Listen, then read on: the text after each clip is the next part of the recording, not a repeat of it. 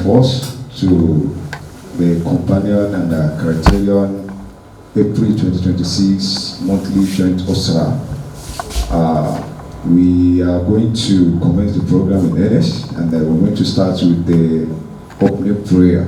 وبارك يا الله محمد وعلى آل محمد كما باركت على إبراهيم وعلى آل إبراهيم في العالمين إنك حميد مجيد سبحان ربك رب العزة عما يصفون والسلام على المرسلين والحمد لله رب العالمين آمين. While welcoming all participants to this critical issue affecting Islam and Muslims' image, there is a need for us as Muslims to start campaigning and championing ethical journalism in Nigeria. There is a need for us to run media literacy campaign on a regular basis, especially among Muslim media personnel, professionals, and experts. There is also a need to ensure that we establish more media watchdogs controlled by Muslims and not by government. Because it's we that we can tell us, it is we ourselves that can tell our stories better. So the companion, Murik, alhamdulillah, we have a representative of Murik here present. Muslim, we have a representative here too. And other Muslim organizations are trying in that regard, but I think we need more such advocacies, both in the north and the south or southern part of Nigeria, and even globally, that will always give right narratives about Islam and what Islam stands for. Once again, you are greatly welcome, and may Allah SWT make us to benefit maximally from this media talk. Assalamu alaikum wa rahmatullahi wa barakatuh. Business of the day, which is the presentation, and like Abi rightly said, we have an erudite scholar in our midst who is going to be taking us through the discussion of the day, which is the media and misrepresentation of Islamic teaching and values, practical solutions for balanced reporting. Is going to be handled by an able and erudite expert in person of Alhaji Yusuf Ali Adi, broadcast journalist and communication expert. He's a retired director of communication and office of secretary to the government of the Federation. We ask Allah subhanahu wa ta'ala to guide him through the discussion, and we pray to Allah subhanahu wa ta'ala to also give us the listeners the ability to comprehend all that will be said. Ladies and gentlemen, I want to thank the companion for giving me this opportunity to be able to chat with all of you, because I believe this is supposed to be a chat, not a lecture. It's a discussion, and I want you to set down your other sides and be very open, so that when we discuss, we're going to understand ourselves a bit much better. One of the greatest problems with communication is inability to comprehend what the other man is trying to say. Now, most of the times we are in a different context. Now, let me just give you a short example. This bottle of water is seen from different angles. You see it from here, Ajaja sees it from there, Alhaji sees it from here. They saw it from different angles. And if they are going to talk about it, they are going to talk about it from the angle in which they saw it. And therefore, he might tell us that this rubber is like seaway, but it doesn't have blue because he's not seeing the blue label here. And Ajaja will say she saw the blue label, she saw the seaway, but from the way she was looking at it, I said maybe it's taller than what it was. So in other words, our communication and our understanding deals essentially with perception. And that's what I want to start with. Remember that communication comes from a point of view. And even I am sitting, for me sitting on this side of the table, gives the feeling that, okay, he's the one lecturing. If I were to be sitting on that side of the table now, it would feel as if I'm the one listening. And that is why in some occasions they remove high table. Because when the high table is not there, what happens? Everybody feels we are all on the same table. So that is the first concept we need to have in our mind. Well, we're looking at the media misrepresentation of Islamic teachings and values. I am a retired director from the office of the SGF. I was in charge of communications. I've served in other areas. I worked in NTA for more than 14 years. I was a news presenter. I'm sure some of you, as old as I am, would remember one Yusuf Adi NTA News. Then NTA was the only one we had. There was no channels, there was no AIT and all of that. But today, the media space has been widened and opened, and that is where you have room for all sorts of things. Before it was NTA, you could at least find who did what and how we did it. But today, because there are so many, you don't know where. They will not even enter the social media, because the social media is another ball game on its own, completely. Now, after all of that, I decided to join the civil service, and then grew as from assistant director to director, and then I retired. But since I retired, I've been keeping myself busy, and I've been trying to see how I can give back to society, what society has given to me. And how best can I do that if I cannot be able to express myself in the kind of profession I enjoy when I was working.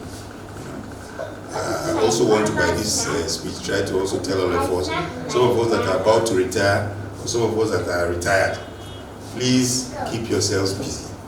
It is when you are busy that your mind is active. It's when your mind is active that you are alive. The moment you are sedentary, what does that mean? You sit in one place, you don't want to move anywhere, you think because you say you are retired, you need to go and sit down and rest. Even if you are crawling, move. Even if whatever, you keep your brain thinking, do new things, and you'll be alive. Now, this is the topic that I was given to talk about. And I start by giving you this. Now, this, for example, is the introduction.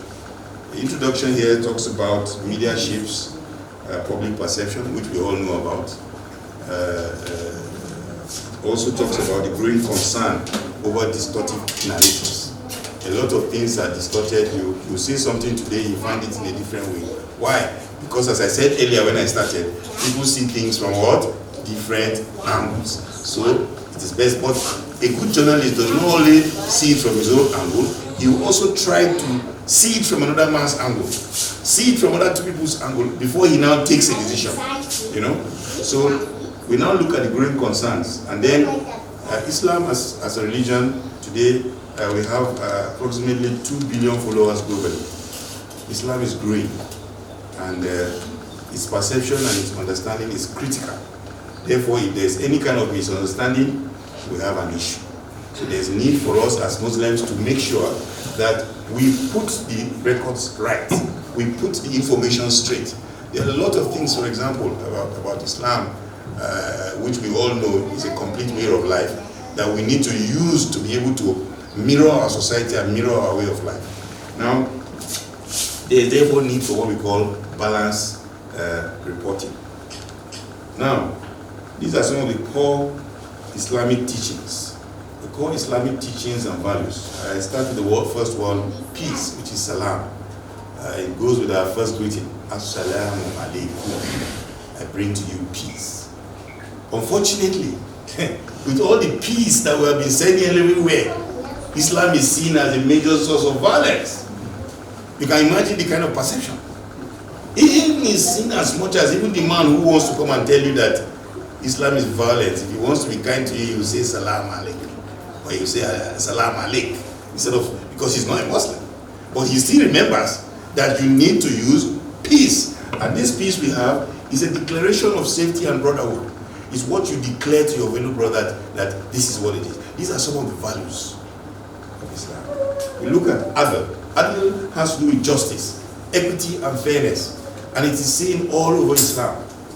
Equity in the house, equity among brothers and sisters, equity on the issues of inheritance and sharing of inheritance, and a lot of other things.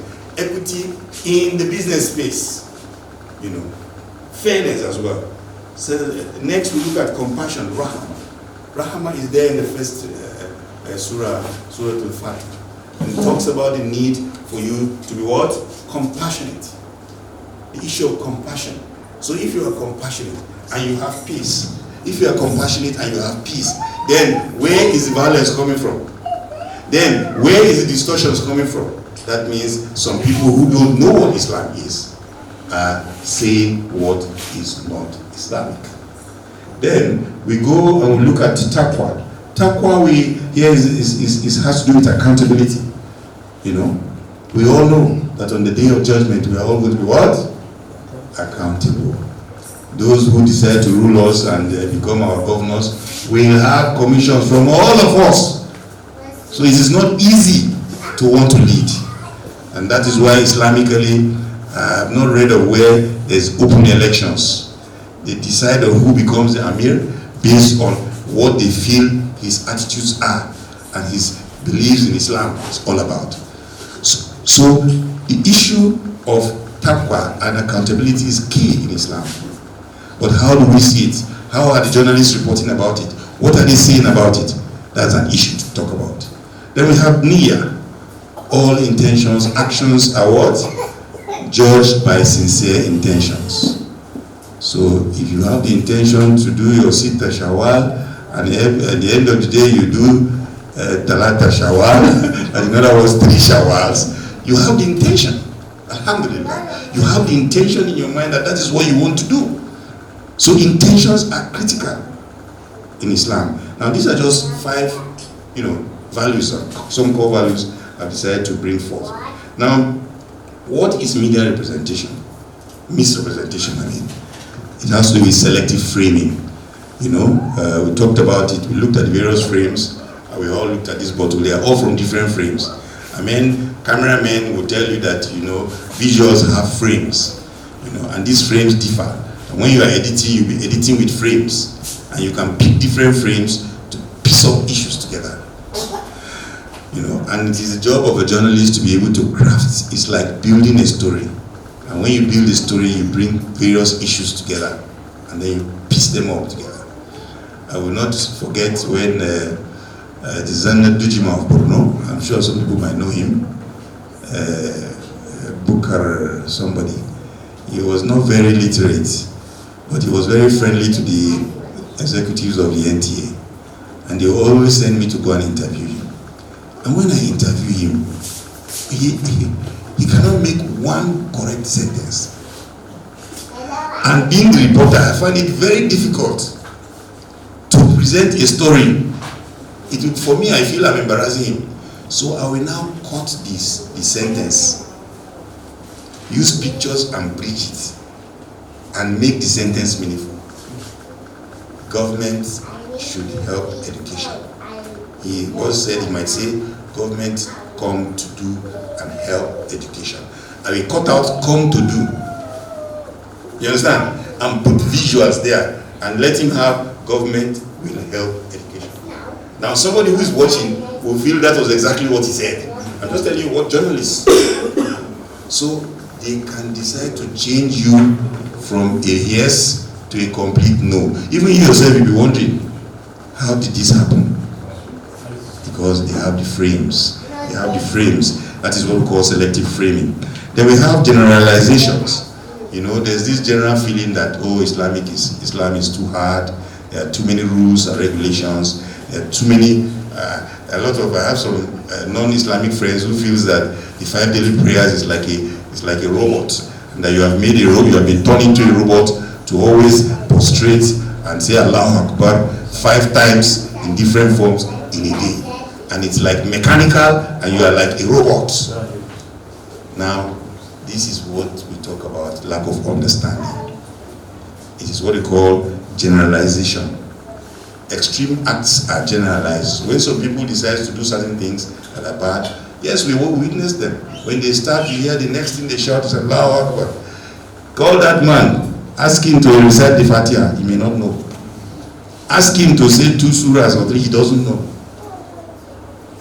And then once he says Allahu Akbar, then every other person feels it's Islam and all of that. So we should go beyond just issues. We should be able to not generalize, but go into these issues and identify them properly.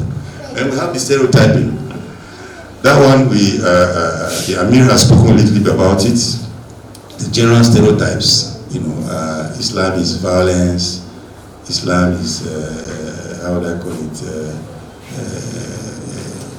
Extreme in all its activities and all of that. And those are the kind of stereotypes So when you see a moderate or a simple Muslim, you find it difficult because you feel that he's not as hard as some of our brothers too. I also concede that some of our brothers are really, really hard. You know, well, you say somebody will go to hell, it is not your decision that he will go to hell. Excuse me. You can say yes, there are tendencies that he will go to hell, but it is not your personal direction or decision to sanction him to hell. The Almighty Allah is there. And there are cases of some people in the Quran that everybody thought were going to hell, but the Prophet said they were not, yeah? And it was a big surprise. So please, let us try our best to be able to think about what we say. And as Muslims to ourselves, we are also not doing much. We are not helping matters. You know, if you have to bring somebody to Islam, you don't have to hold a firewood or hold a hammer. You know, there are tactics, there are various ways. You could be nice, you could be good, you could do nice things. You know, I'm happy sometimes when I hear non-Muslim says, if I'm going to sign this business with a Muslim, I'm okay. I said, why? He says, because I know the man is trustworthy, he's honest. Alhamdulillah.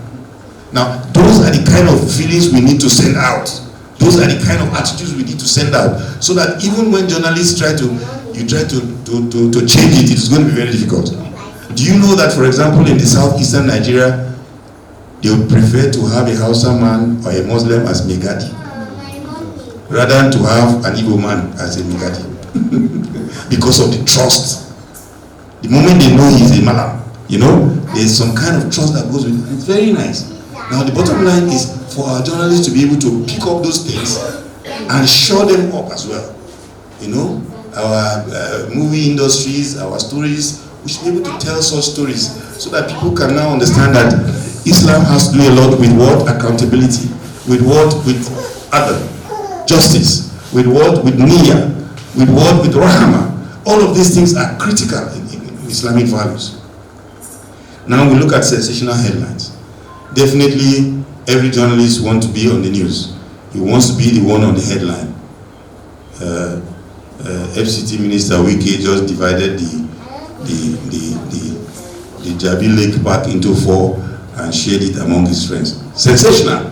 It's going to be #1 news. Or no, Mr. President, while he was trying to board his flight, he fell down from the side of the staircase. That's news. Even when he stumbled, you say he wobbled.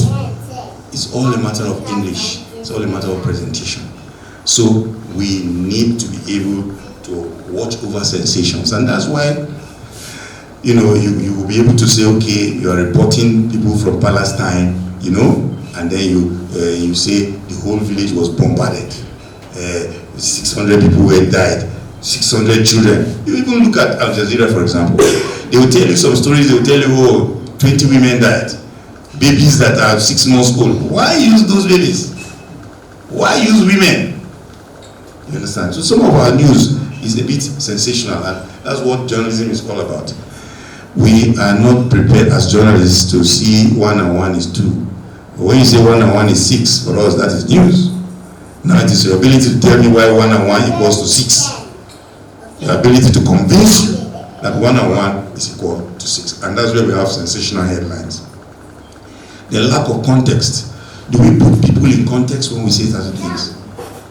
You know, as journalists, we have to report issues with context.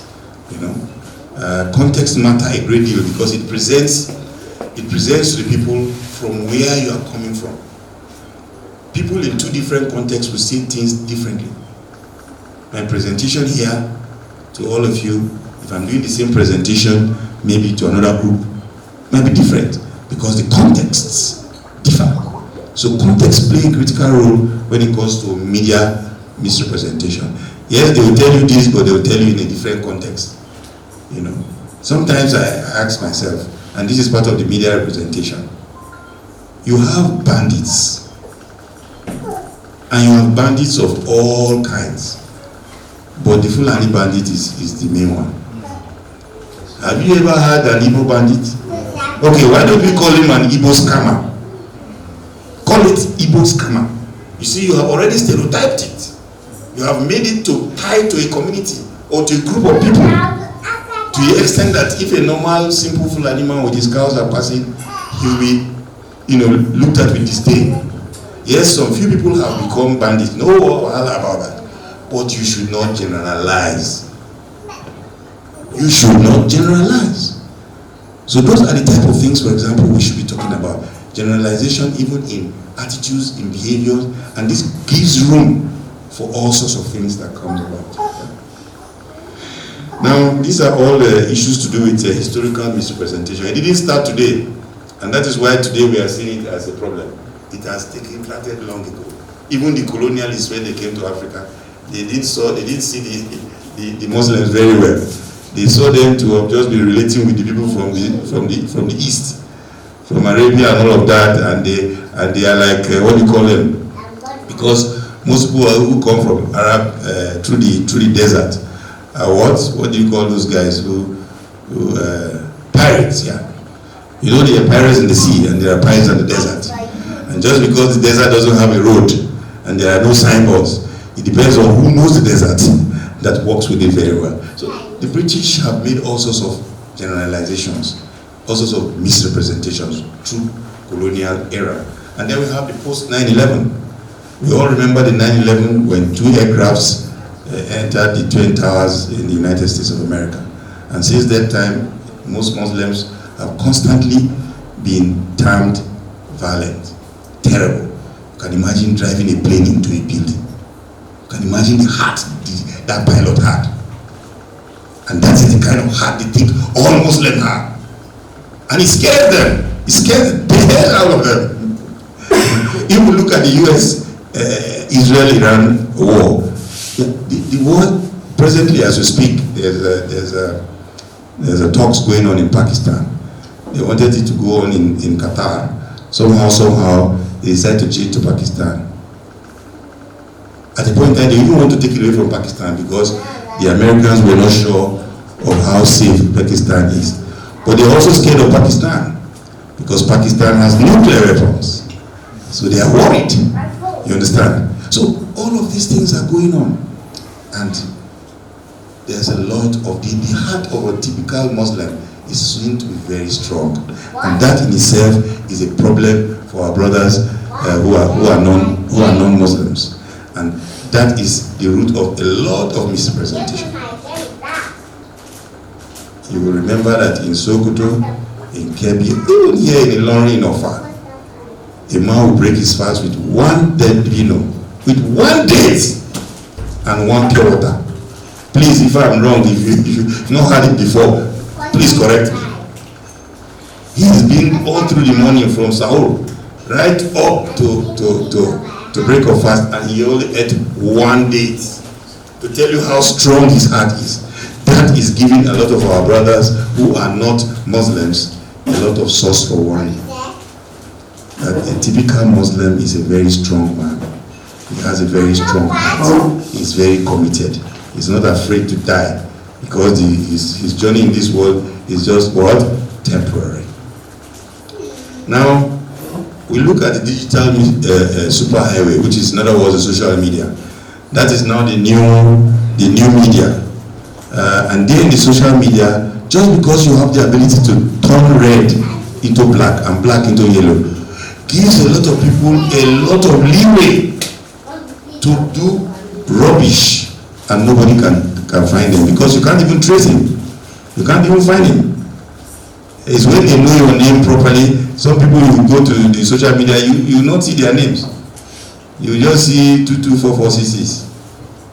You don't address, no nothing, and you can't find him, and he will blast the president, he will blast the Senate president, he will do anything, he will misinform anybody, and you get away with it. And that is how they do with Islam as well. They use it to misrepresent some of those values that I talked about, those 5 major values. At the end of the day, give us a bad impression of what Islam is all about. It is now our duty as Muslims, your personal duty, to change those small ones.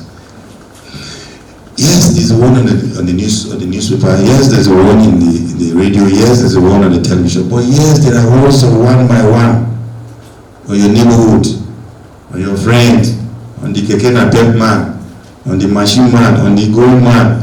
There are certain questions they ask sometimes. You know, even when some non-Muslim ladies ask, is it true that Islam says that a woman is not by law forced to cook for her husband? And they ask you as a Muslim, what will you say? What is the answer? So we also need to be educated. You know, yes, a woman Islamically is not essentially forced by law to cook for her husband. It is her wish. You know, such kind of little information draws the non-Muslims to Islam.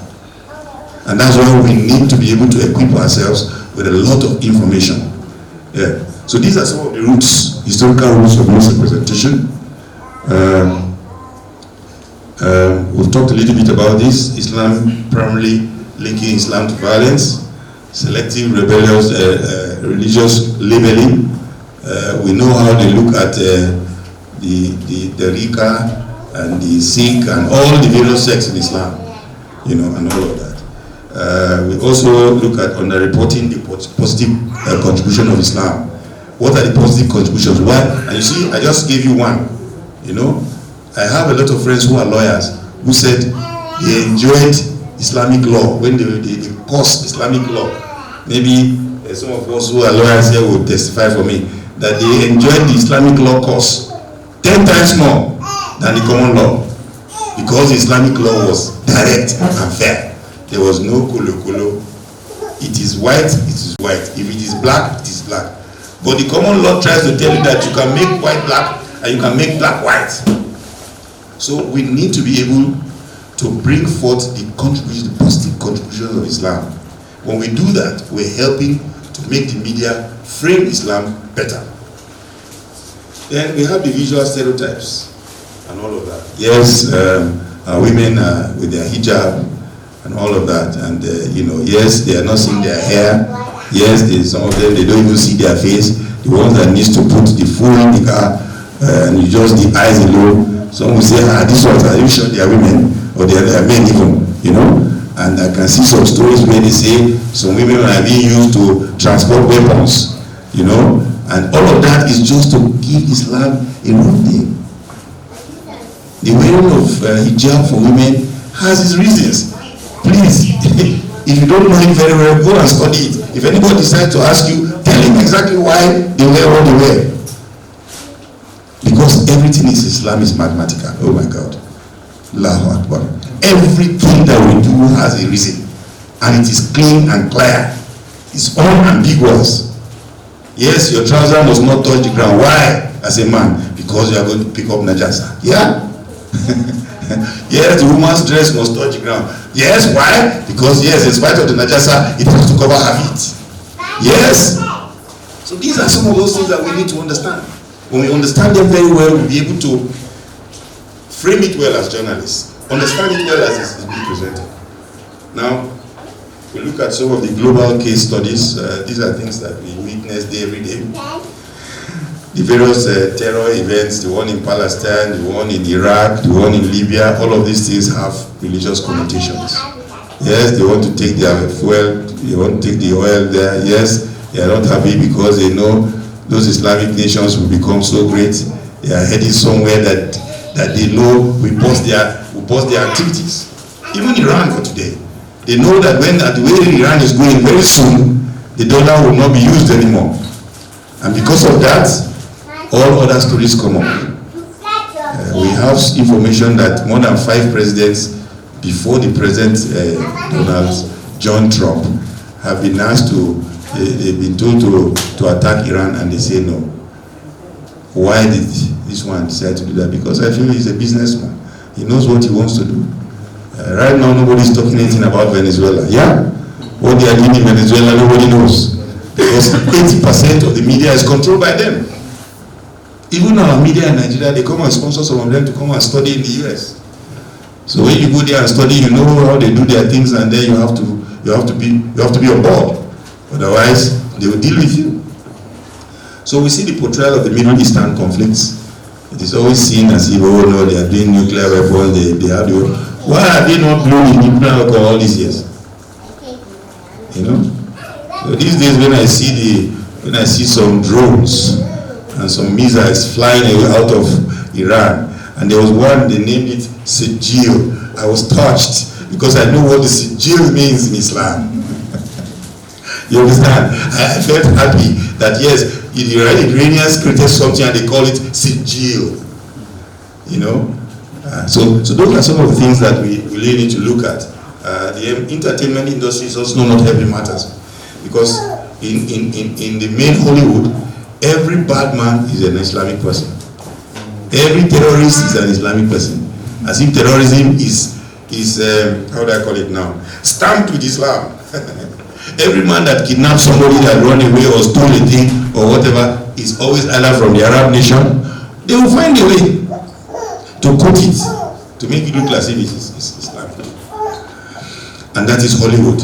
Then back to our own local industries, our Bollywood, Nollywood, and all of that, they are also doing a great deal of disharm.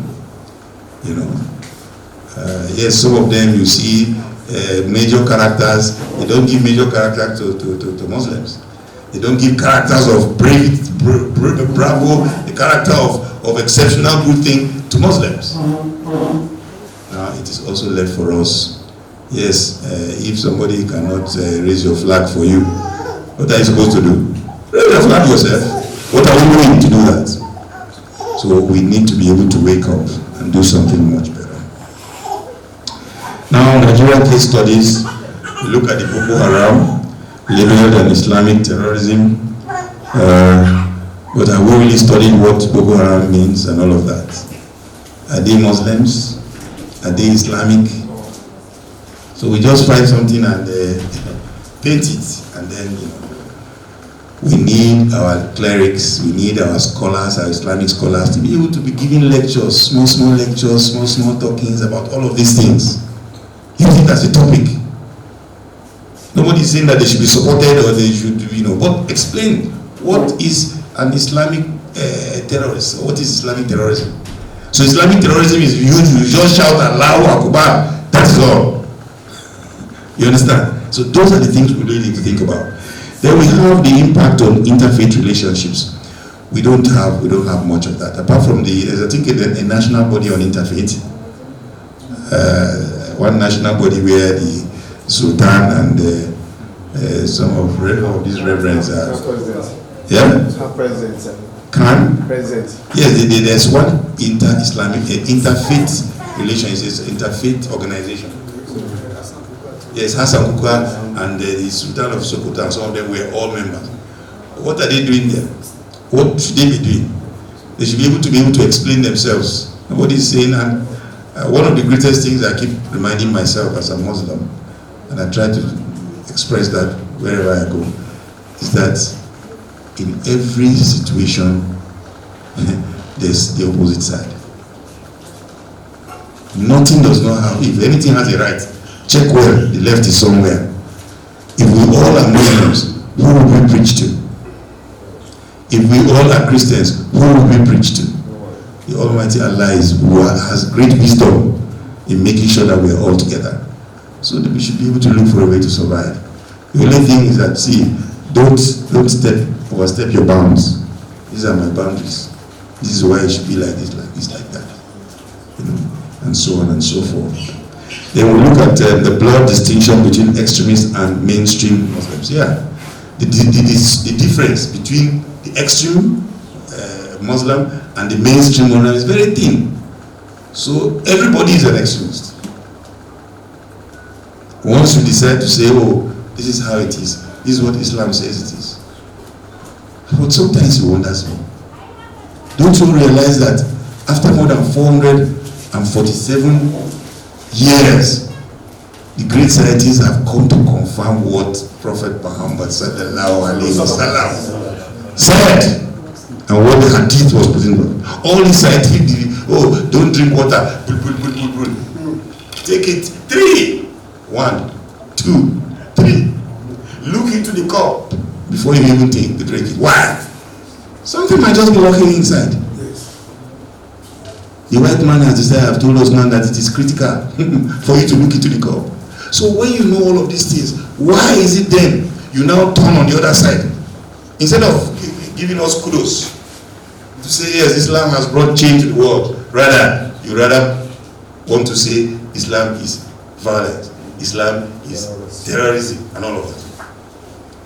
Then community stigmatization. That was what I said about earlier when I said you want to say, okay, Islamic bandits, you Fulani bandits, sorry. And this is what I call community stigmatization. You stigmatize the people, and then you feel that is okay. No. And I asked you, I said, why can't we say an Igbo scam? Since 60% of the scams all over the world are conducted by our fellow brothers in the southeast. Why don't you say an Igbo scammer or an Edo harlot, for example? Because those from Benin and Delta State usually go to Spain, yeah, and Italy to do prostitution. Why don't we tie all the names to those people? Now, that is the problem for Nigeria. That's a case study there.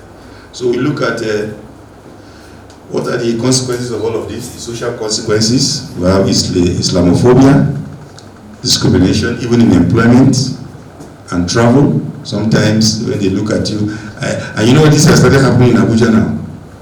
When you want to take a hire, they ask, is he a Muslim, or is he a Malam, or is he an Igbo man who has a house? Would not want to give his one bedroom or his self-contained to a Muslim. And this is what we talk about when we talk about discrimination. And it's because of long years of media misrepresentation. Long years of what? Media misrepresentation. Then we have the hate crimes. We can see some of them, especially in the social media. Hate crimes where a lot of people just give you pictures that this man just wanted to kill people. Oh, they came to our village and killed everybody and burnt the village. Now you tell me, those people that came to do these things, are they okay? Have we asked ourselves that one action deserves another? Who has asked the Fulani man what happened to him? I have a couple of friends, some of them, they're just very quiet. They don't talk. They don't even want to report anything. Some have lost 300, 400, 500 cows. And they just, some when they manage to report, they will kill him. So, I am not supporting, I'm not saying that it is the right thing to do, but at the same time too, I'm asking us to investigate properly. All of us, who were all growing young, who were all young and growing, we knew of a lot of Fulani communities and groups that stayed in our communities. Peacefully, happily. In short, they are even shy to even come to town. Am I right or wrong? Please, correct me. They don't want to come to town. They are afraid. They stay outside the outside the main town. And from there, you go and buy your milk, or you go and buy a car or something, and when it is a business time, they just come quietly, and they go away.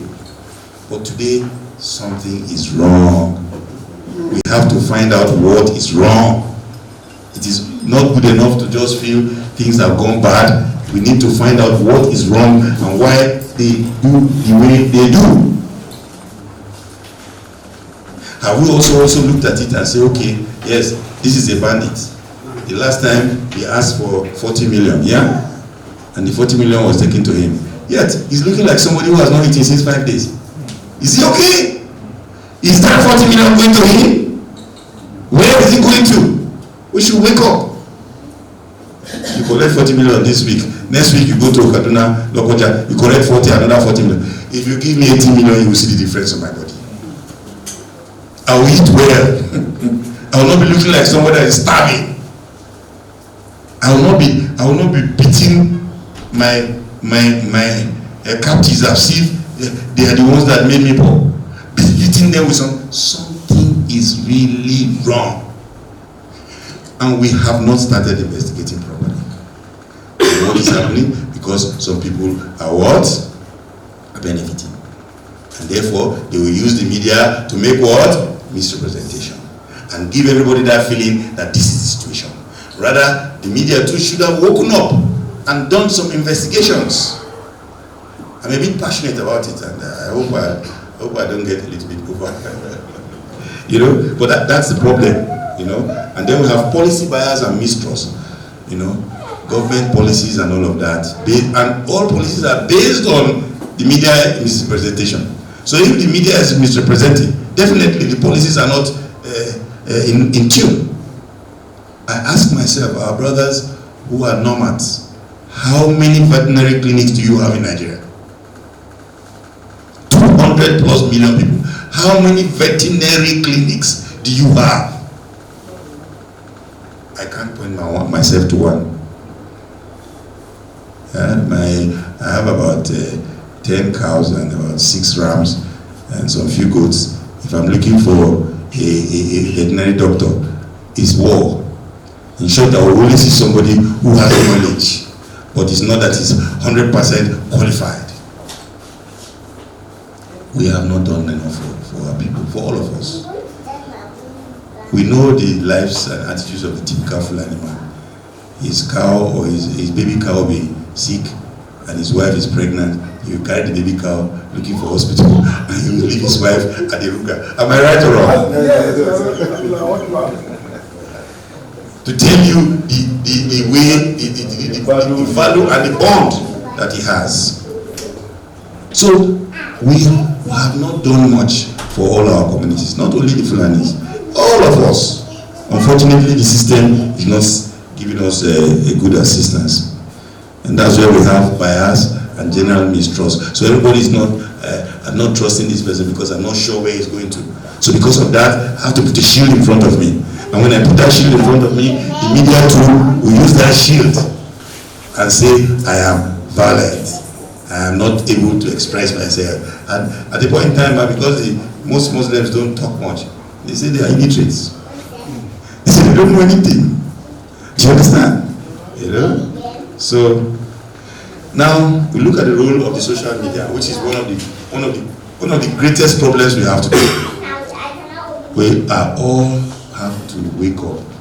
As a media person, very soon the social media will take over the information super highly.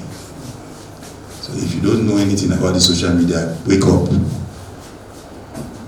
Today in the social media, I can take your picture, remove your cap, put you uniform of soldier and turn you into a bandit. I can change your voice, take another man's voice, put it for you and turn you into a bandit. And present it to the world. That is what the social media has reached. And nobody is controlling it. The people that are controlling it are the owners. For example, TikTok. If you do so much, they'll give you some money. Yeah? Facebook. If you are dancing palongo anywhere, even under the sun, they will give you money. Because you have what? Viewership. Our ladies will keep showing all parts of their body because they are looking for what? Viewership. When you have 10 million viewership, they will give you money because they know when they use your space, they are doing advert to 10 million people. Now, I want to ask you, how much are they giving you? What is the advert correspondence? You have 10 million viewers. They give you 5,000 naira or 20,000 naira. Do you know how much they charge the person to advertise for your 10 million people? Do you know how much they are going to make? That's why sometimes I ask myself, Big Brother Nigeria, they are giving how much? 75 million. They give so million to the winner. Yeah? Yes. Do you know how much they make? They make billions.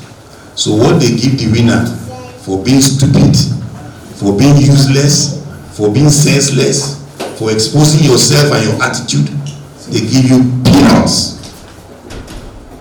Now, those are the things we need to look at from the social media. We talked about algorithm. Algorithm refers to when you like black things, you'll find that only black things will be popping up for you. The system has been made that way. So if you are Islamic and you love Islam very well, mostly Islamic things will be coming to you. You know? And that is what algorithm talks about. And it amplifies. So at the end of the day, they will now say, you know, oh, you are an Islamist. Well, what's wrong if I have to? That's what I believe, that's what I want to do. You understand? And then you'll be free. Then we will know the issue of viral. When you say something has gone viral, it's everywhere. How does it go viral? It's when one person posts it, the other without even verifying. I saw the other day they said Minister Adelabu has given his retirement. He quickly sent another letter and said that he has not retired. That it was fake. And nobody did anything about it. Government kept quiet. So that means somebody can come out tomorrow and say, our dear president has gone mad. And nobody will say anything about it. That's why I said earlier that the social media is a very serious tool. As a journalist, I am so afraid. But what do? I have to join the system, because if you don't, they say if you don't go into the system, know what they are doing, you will not be able to know how to get out of it. Yes, no, well, I don't want to join them, but I will understand what they are doing and do the right thing.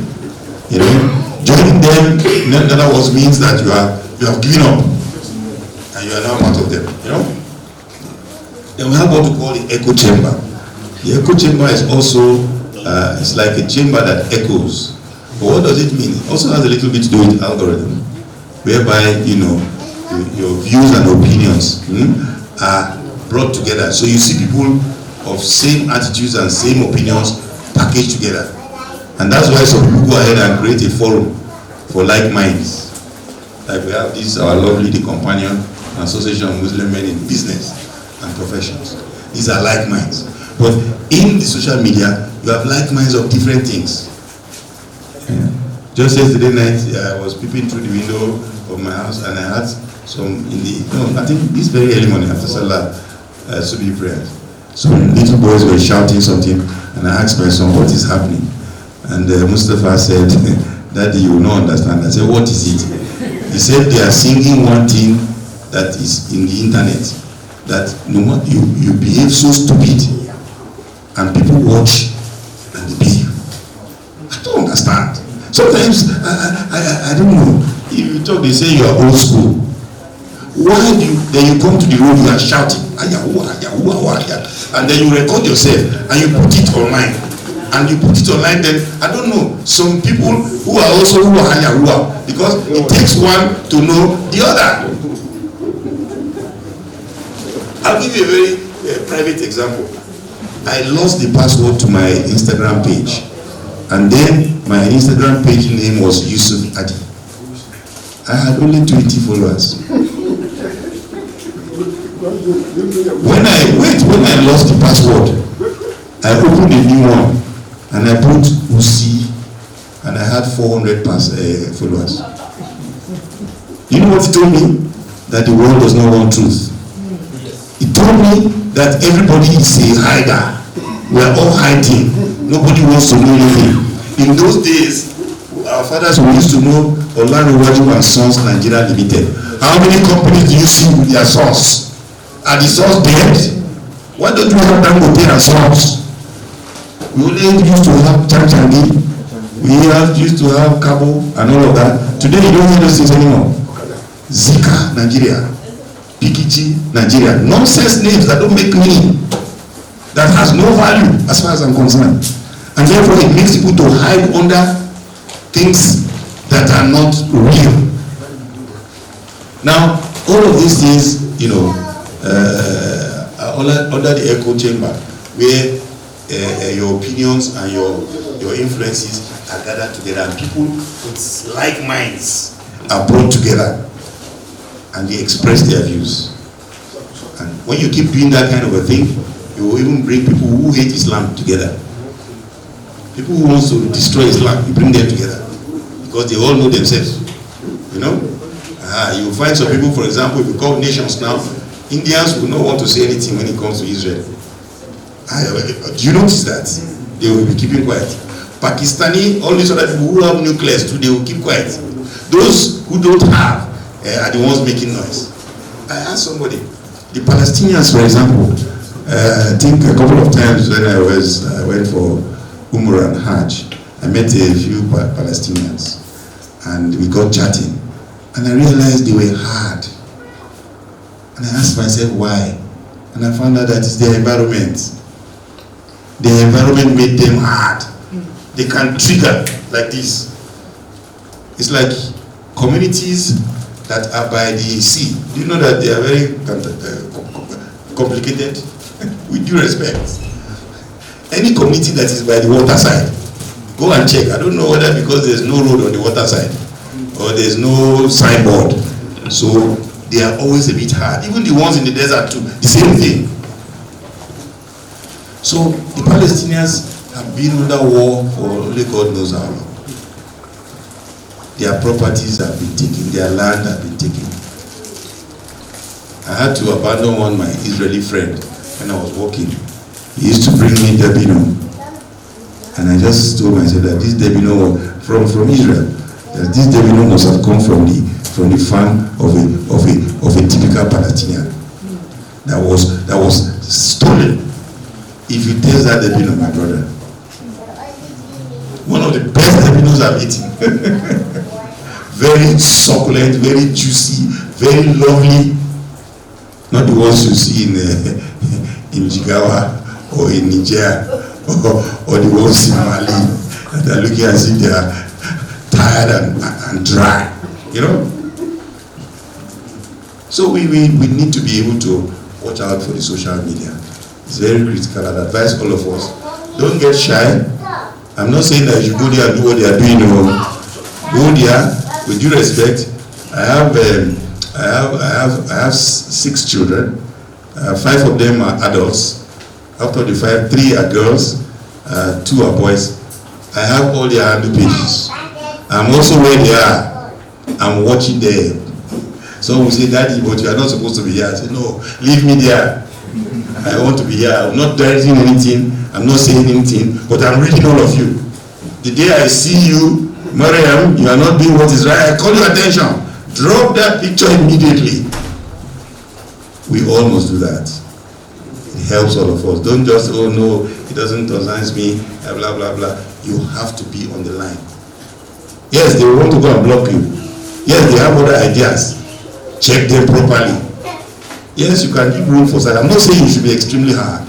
But at the same time, they should not be allowed to philander, to go out of the way and get into problems that they are not. So, we start with our solutions. We've had all the problems. We have what Islam is supposed to be, what all that. Now, these are our solutions. Solution number 1. Ethical journalism standards. What is ethical journalism standards? As a journalist that I am and a member of the Institute of Public Relations, your standards including your professional codes. What are your codes? You must be objective. You must give a listening ear to the other side. If in a case of 2 people, you must have answers from 2 sides, even before you report. Yes, the hospital does not have equipment and that. Yes, after you go there, find the hospital does not have it. Did you go to the Ministry of Health to find whether there was a budget for it or not? Okay, even if after you go there, where was the money sent to? So he said, you can make 3-part story. You throw this story today and say, next week, we are giving you details from the Ministry of Health to tell you why the Wuse Hospital does not have drugs for its outpatients. So these are codes, professional codes of journalism that you must give everybody the right of what? Reply. You know, and you must be objective. Yes, the next one is the context-based reporting. I said earlier, if you remember when we were talking, I was talking about context. Every context matter. I always make reference to this bottle. Ajaja's view of this bottle from here is, that is our context. Alaji's view of this bottle from here, this is context. So if I'm going to be reporting him, I'll report him based on the brightness of the light that is falling on this bottle. And probably if he uses glasses, I might say he may not be seen very well. Do you understand what I'm trying to say? I'll be able to address him based on his own context. Or maybe at the time he was looking at this, he was hungry. And because he was hungry, he was seen too. And it could happen to anybody. Now, avoid religious generalization. Those are some of the things we must do. Fact-checking religious claims. Fact-check them. If something is said, this is what Islam says, check. That's why it's there. Nice enough, the social media. This same social media we're afraid of has a lot of answers too. You go there, you have apps. I've seen more than 5 Islamic apps that will teach you about the surahs. They will repeat the surah, they will repeat the ayahs, they will take it slow 3 times. Bismillahirrahmanirrahim. repeat it times 10. He will repeat it times 10. So that means we need to take advantage of all of these things. A lot of applications, you know. Then fact checking. You need to fact check very well to make sure all is well before you put out. A lot of people just share things too in the social media. Oh no, this man just collapsed, he's dead, RIP, they will share. Where did you confirm the man has died? Maybe somebody just want to increase his viewership, or somebody wants to be sensational. Yes, the man RIP, go and check. If you even go to the comment section, you will just hear nah lie, April Fool. You see, if you are rushed and share, you would have part of the sharing. So please, in short, if I were in the Ministry of Information, that word share, we should be very careful. Because you that share and you that produce, two of you are guilty. The little Yoruba I can speak, Ole to wanle ati ole to lo jale, ole ni gbogbo won. Yes or no? In Hausa too, parao zone, the parao, to close paraini. You know, so we must address both sides, you know, to make sure that everything flows properly. Now, that is the first solution I have for you. Then I have the second solution here, which is media literacy. What are we doing about our education? How much are we learning? How much are we improving what we understand? Every day, by the end of the day, after Isha prayers, how many surahs have you read? You know, how many ayahs have you read for just one day? During this last month of Ramadan, I so enjoyed it because I was listening to one ustaz on YouTube, and he said each prayer is not up to 10 minutes. Each one prayer is not up to 10 minutes. So if you put all the 5 prayers, let's imagine you put the one with 4 rakats to be 15 minutes, yeah? And the one with 2 rakats to be 5 to 8 minutes, yeah? And the one with 3 rakats to be around 10, yeah? By the time you join it, it's not 1 hour. After the Almighty Allah gave you 24 hours. Free health, free oxygen, free blood, free food, free eye, free nose. Allahu Akbar. If something is wrong with your eyes or you cannot breathe, that is when you know the importance of oxygen. People who go to hospital and they tell them the oxygen tank is empty and they need to bring 300,000 for them to put another oxygen. That is when you remember that Allah has been giving you this thing for free. It really touched me. So we need to be doing small education and all of that. On YouTube, you can see a lot, and it's free to watch if you have data. You know, our data should not just be used for things other than what they should be. Why can't we use it for Islam? Why can't we use it to read more, to understand more? Now, this is part of the public education initiatives. What is government doing to try to express what Islam is and how Islam is? Nothing. If you want to do anything, they call you an extremist. If you bring anything in the schools, it doesn't matter. Well, some of us even attended missionary schools. I can recite my father's prayer. What do they call it? The Lord's Prayer. I can do it right now. And this is because of the mission school I attended. Nobody said they were missionaries then. But today you set up one Al-Fuad Lawabidi Islamic Academy. They are extremists. They are just breeding Boko Haram terrorists. You know? So we must be able to, those of us who are working and who have those who are listening, we can keep telling them, we need some words, public education initiatives, school curriculum inclusions. It does not make you an Islam for you. I read a little bit of CRK, but that does not make me a Christian. I can tell you the journey of St. Paul and the journey of Acts 1 and Acts 2. You know, I could remember what John 3:16 means. That for God made the world and what, and so shall it be. I can't remember the rest. But I bet you, take 10 Christians, ask them whether they can just even recite Surah Al-Kawthar. They can't. Even the Fatiha, they might struggle. But the ones that I see that have tried, I've done my own best to see I can even assist them, show them some things to read, give them. We must be willing to be open. I want us to challenge ourselves. We must show compassion. We must show equity. Do you understand? We must show brotherhood, peace, salam. Then we have what we call the community workshops and digital literacy campaigns. I'm sure a lot of us, we have some of us that have social media, that are social media enthusiasts, even among Muslims. We should be able to use them to be able to if you have a page, for example, and you throw one thing every time on that page, lovely. Sometimes when I'm on TikTok, I see somebody just put the Surah Al-Kursi, I repost it. You know, I repost it again.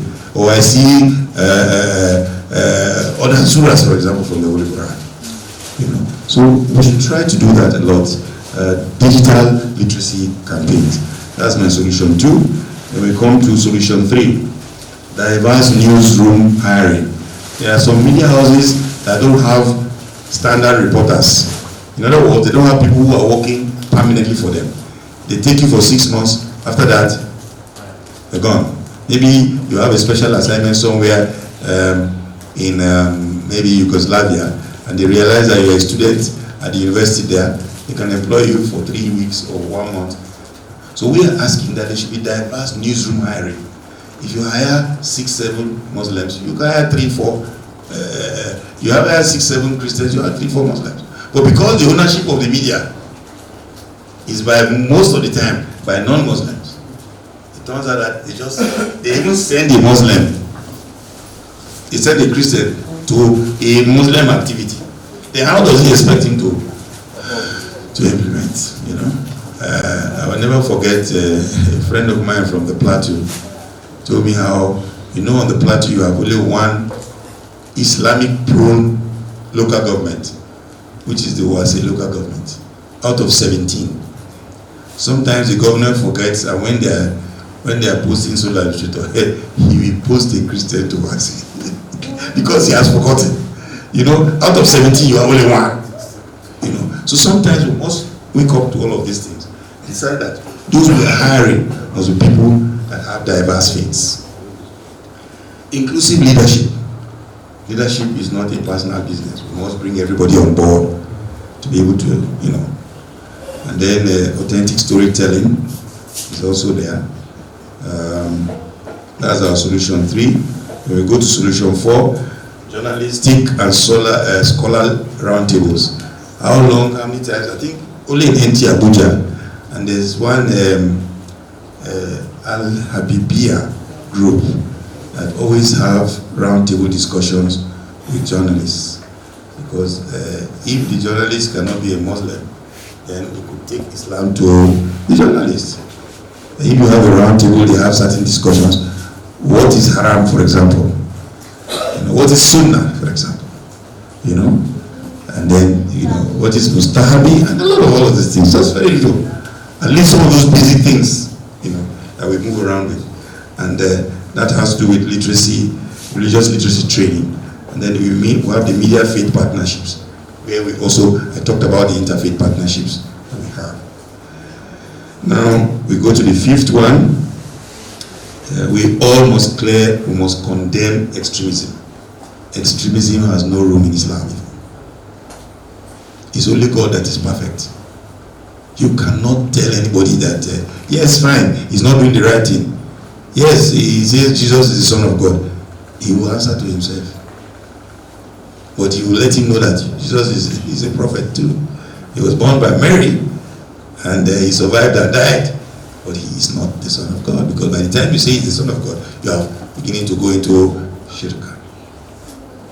You know? So we need to clear certain things. Then active media engagement. We need to implore our journalists to be active, to engage, not to just do armchair reporting. And you know, when we say engage, you too, if you are on the social media, engage properly. Don't just pump everything and then that's off. You know, communication should be transparent, and once it is transparent, everybody knows where you're coming from and they know where you want to go to. Now, we go into policy recommendations. Because when the policies are not good, no matter what you try to do, you have problems. You have regulatory oversight against hate speech. Hate speech seems to be very, people think it's just a quiet thing. But what it did to Rwanda, up till today they are still feeling it. Yes, we don't call people cockroaches. We don't call them infidels. Yes, they may be, but it depends on how you will call them kafirs. It's just not fair. That kafir might become a very strong Islamic scholar tomorrow. God is great. I have a couple of Igbo boys that we went to secondary school in Kano. One of them, his name was Ephraim, but he's Abdulaziz today. He's a sheikh. So, I mean, who gave you the right to want to cast the first stone when you have not removed the log in your own eye? You want to remove the speck in another man's eyes. Then we have balanced conflicting report guidelines. The guidelines on making sure that when there's a conflict, like I was saying before, did we find out what happened? Why? Take for example the last one we had on the plateau in Amwarokuba. Yeah? What happened? Why did it happen? Are we asking those questions? Is somebody writing something somewhere? And are we going to get answers? It's not just to arrest 5 people. Police are very good in arresting. It's not as if they have some people they've kept somewhere in a bag. If they just look, okay, let us just bring 5 people from there. They slap them very well. Let them say they are the ones that do the shooting. And government will give us peace. And when we ask for money, they will give us money. Because it doesn't add up. It does not add up. We need to ask questions. We need to be able to balance the conflict, balance the reporting. And how do you balance the reporting? Even our journalists. Do you know what interested most journalists at that event of Rukuba? That Governor Caleb Mufwang came there in a armored car. For them, that was the story. But if he came in an armored car, what can you read out of that? And he himself is scared. And if the governor is scared, my goodness me, who else? Who else is free? Nobody is free.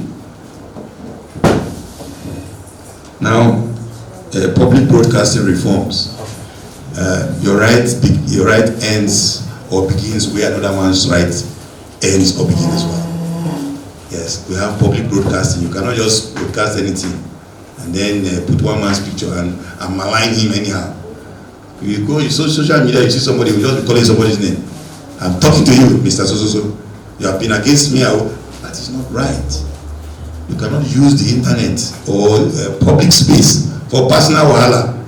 You want to do your personal thing, go to him. If you have balls, go to him. And let me see whether he will not show you. But you hide behind one page, and then you are busy thinking you want to face somebody. Yes, we have our data and trends. Usually when data compile and there are so much towards one angle, everybody goes for data. Today, if you just ask extremism, I bet you must see Islam there. If you write details on violence on the internet, Google, they must bring Islam there. Because data has already been there. There are a lot of trends that have been there. So, which way forward? I think we have spoken a lot. We have gathered a lot. But what do we do? Number one, we have to collaborate, not confrontational. We have to be able to dialogue, not monologue. We have to be able to sit amongst ourselves and discuss. You see, I was talking about having to find out what the problem was. It means we have to sit together. Then there's education over emotion. Yes, the man doesn't like you. Yes, he feels you are a terrorist, but educate him. Don't be emotional. Don't even tell him, I will kill you. Then he will say, yes, you are actually the violence he was thinking about. But you tell him, even if he says you are a terrorist, say, well, yes, I've been a terrorist since, but I've been living with your father and your mother. I didn't touch them. Why am I a terrorist today? He will sit down and think again. So we must be educational and not emotional. Number 3, ethical journalism over sensationalism. Sensationalism is seen as an ethic, but all the same, most media people wants to make immediate money, and that's why you see them, they will put highlights on their pages of papers because they want people to watch them. It's not the same thing with social media. You would dress anyhow because she wants to have views. He would dress anyhow and talk any kind of rubbish because he wants to have views. That is sensationalism. We must be able to do ethical journalism and drop down sensationalism. And last but not least, there must be dialogue over words, division, rather than the division that is now on the plateau, them versus us. The one in Rukuba and the one in Du village in Jos South. If you know Plateau very well, it is segmented. That's what is happening even in Kaduna.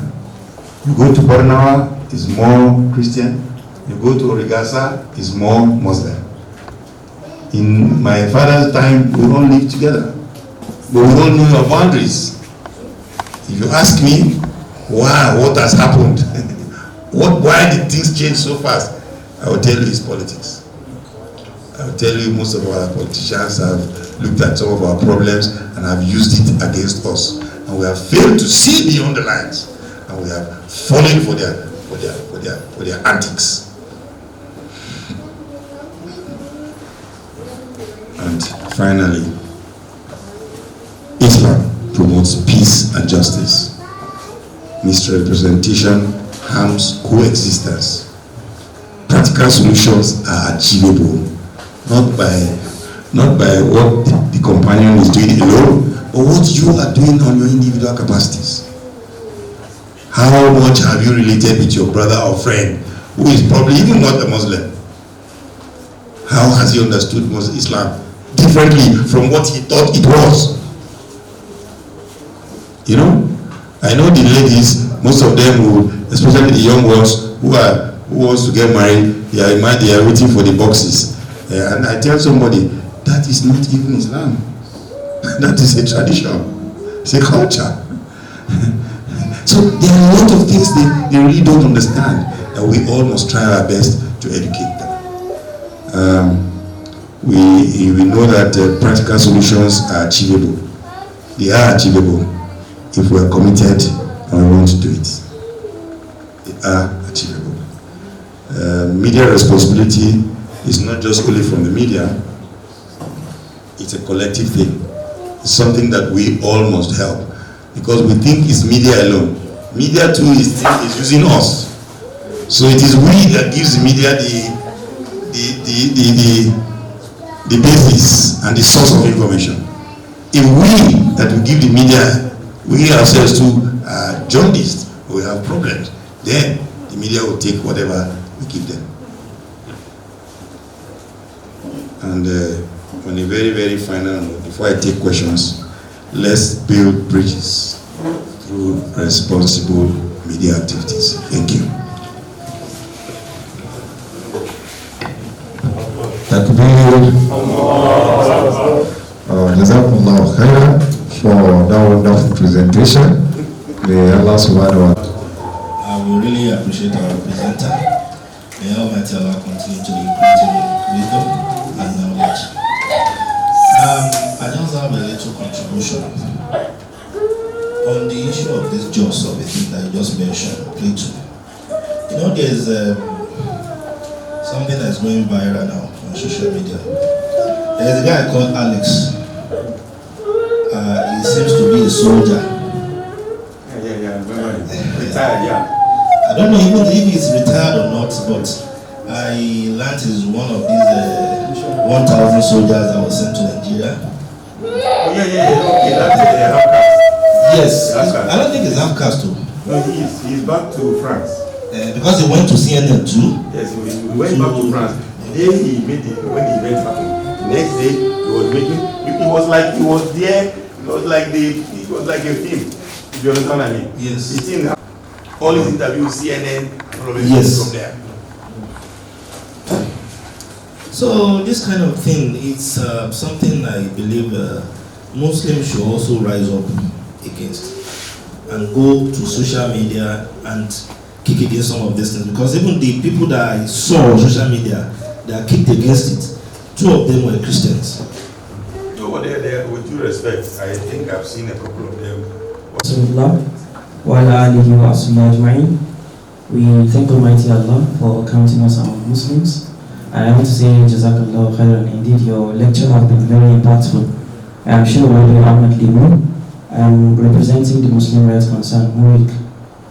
And my distinguished scholar, my respected elders, my brothers and sisters in Islam, I bring you warm greetings from MURIC. Standing here today, I am not just speaking as a representative of MURIC. I speak as a Muslim who lives in this society, who reads headlines and also watches news, and sometimes feels the quiet weight of being misunderstood. Because the truth is, many of us have experienced this in one way or another. Sometimes it is a conversation, sometimes it is in our classrooms, sometimes it is in the way people look at us after a news report, and sometimes it is in silence. So we are gathered here to reflect on the misrepresentation of Islam. But beyond that, we are really talking about something deeper. That's the gap between who we truly are as Muslims and how we are often perceived. So Allah reminds us of the true identity of this religion in Surah Al-Anbiya, Quran chapter 21 verse 107, when he said, وَمَا أَرْسَلْنَاكَ إِلَّا رَحْمَةً لِلْعَالَمِينَ. And we have not sent you, O Muhammad, except as a mercy to the worlds. So that word, mercy, is powerful, it is gentle, it is inclusive, it is universal. And yet, when many people hear the word Islam today, mercy is not the first thing that comes to their mind. So that disconnect is the challenge before us today. Globally, the image of Islam has been shaped not only by news media, just like our lecturer have stated earlier, but also by entertainment platforms, especially industries like Hollywood. So over the years, many people around the world have come to know Muslims not through real interaction, but through characters on screens. Characters that are often angry, extreme, or one-dimensional. So when this happens repeatedly, it begins to settle suspicion or misunderstanding. And then we come back to our home Nigeria, where this global narrative meets our local reality. In our country, Islam is sometimes discussed in connection with insecurity and conflict, if not always. We hear certain words, certain labels, repeated often enough that they begin to shape perception. And gradually, a very complex religion followed by millions of peaceful Nigerians is reduced to a few headlines. But if we pause and reflect honestly, we will see that this is not the full story. Because in the same Nigeria, Muslims are teachers, doctors, traders, public servants, and also neighbors. So there are people who wake up every day trying to live decent and meaningful lives. There are people who value peace, family, and community. Now, Allah calls us back to fairness in Surah An-Nisa, Quran chapter 4, verse 135. Ya ayyuhalladhina amanu kunu qawwamina bil qist shuhada'a lillah ila akhir al-ayah. Say, all you who believe, stand firmly for justice as witnesses for Allah. Justice in this sense is not only about courts or laws. It is about how we speak about one another, how we describe one another, and how we choose our words. We have seen moments in Nigeria where simple expressions of faith, such as wearing hijab, our lecturer stated that earlier, became a subject of public debates and misunderstanding. For many Muslim women, the hijab is an act of devotion, a personal and spiritual choice. Yet at times it has been interpreted in ways that do not reflect that reality. At the same time, we must also speak to ourselves with honesty and sincerity. Not everything can be blamed on the media or external forces. Sometimes our own actions, especially when they do not reflect the beauty of Islam, contributes to the confusion. The Prophet ﷺ gave us a very simple but profound measure of who a Muslim is. And he said, a Muslim is the one from whose tongue and hand people are safe. This is a narration from Sahih Bukhari or Muslim. So this hadith invites us to pause and reflect, not on others but on ourselves. Do people feel safe around us? Do our words bring comfort or tension? And do our actions reflect mercy? Because at the end of the day, for many people, we are the only Quran they will ever see in practice. Allah also teaches us a principle that is very relevant in today's fast-moving media environment. In Surah Al-Hujurat, Quran chapter 49, verse number 6, Allah says, Ya ayyuhalladhina amanu in ja'akum fasiqun binaba'in fatabayyanu.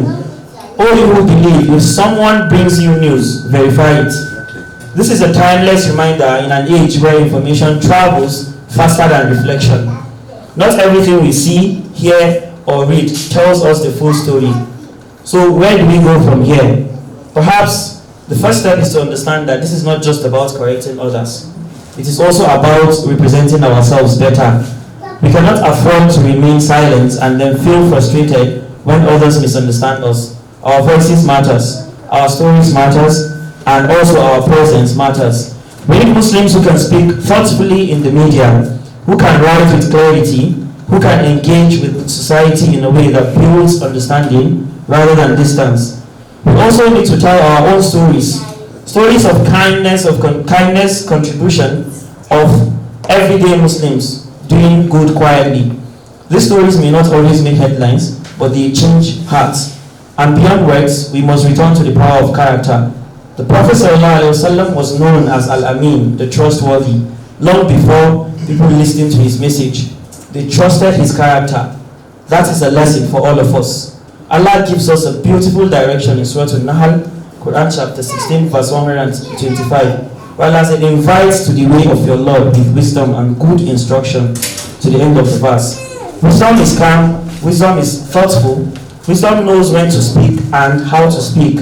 So as we conclude, let us hold on to this powerful reminder in Surah Al-Fussilat, Quran chapter 41, verse number 33, where Allah said, and who is better in speech than one who invites to Allah, does righteousness, and says, indeed I am of the Muslims. This is not just a verse to recite, it is a standard to live with. If we live by this verse sincerely, then gradually, quietly, and powerfully we will begin to close the gap between perception and reality. And perhaps one day, when people hear the word Muslim, the first thing that comes to their mind would once again be what it truly means, which is peace, mercy, and trust. If we don't have a direct link with the media, how many of us individually in our neighborhood have changed the narrative of how Islam has been perceived? I was opportune to meet a friend who is a Christian during my NYSC days in the camp. Unfortunately, he was posted to my state. So I want to quote as he stated after serving where he stayed in our house throughout his service here. He sent me a message that throughout his days in Mina, or throughout my days at Mina with your family, clearly shows how peaceful, hospitable, loving, and caring your family was towards and even till date. Those who judge the entirety of Islam beliefs system as bad, all because of some set of individuals who bring terrorism into their own system, are very wrong. I am a Christian, but living with your family then in my NYC days almost persuaded me to join Islam because of the good character and caring attributes your family has shown me even till date. So personally, Islam is a religion of peace. End of quote. May Allah guide us. May Allah use us and make us worthy of representatives of this beautiful religion of Islam. Wabillahi tawfiq. Wassalamu alaikum wa rahmatullahi wa barakatuh. Jazakumullah khairan for that wonderful contribution. May Allah subhanahu wa ta'ala reward you richly. Imam. I just wanted to just do a sharp reprisal of some of the things he said. And these are things we all have heard, and we'll try to see how we can work on it. But what touched me very well is what I call silent communication. Communication that is not verbal is very worrisome because it can be misinterpreted. Please try your best and refrain from silent communication, because when you don't say anything, you are saying too many things. If you understand what I'm trying to say, the man who keeps quiet, you know what's in his tummy? So please say something, say the right thing, say what the Almighty Allah has said. Look for somewhere that we have it in the Quran everywhere, replete. As I said earlier, the Oyibos have started to find out some of the things that their prophet found 1400 years ago. Now, secondly, now as support and sponsorship. Now, if you check our entertainment industry, no, Western entertainment, some organizations sponsor them. Some organizations give them funding. They don't tell them follow this road, but the man who gives you food, you should know the road you follow. So how much have we supported our entertainment industry? How much has organizations, with due respect, like Murik, for example, how much involvement do they have in terms of supporting films that will tell about Islam, that will talk about Islam in various places? And then, finally, the issue of wisdom. Whatever we are trying to talk about in Islam, please, let's use wisdom. Let's use wiseness. If you want somebody to be a Muslim, you don't have to scream at him. If you have a houseboy that, you know, he's not a Muslim and he's working for you, be nice to him. You can allow him to go to church, safe. Then one day he will tell himself, these people are so good. What is it in this your Islam? I want to know. Thank you.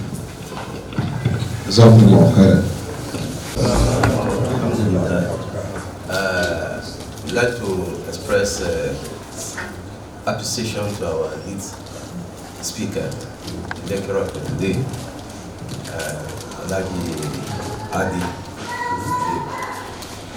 And I'm very sure we have all gained one or two things, if not more, from what he shared with us this morning. In addition to the prayer, may Allah continue to enrich you in knowledge and wisdom. Amen.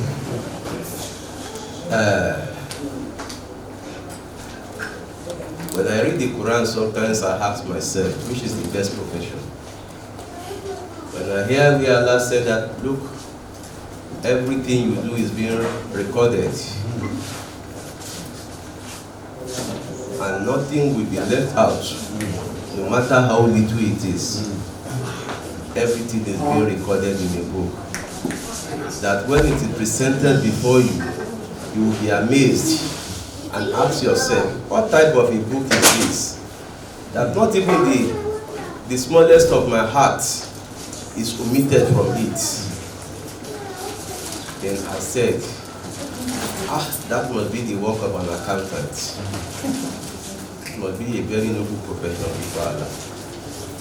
Then again, when I moved further and said that, look,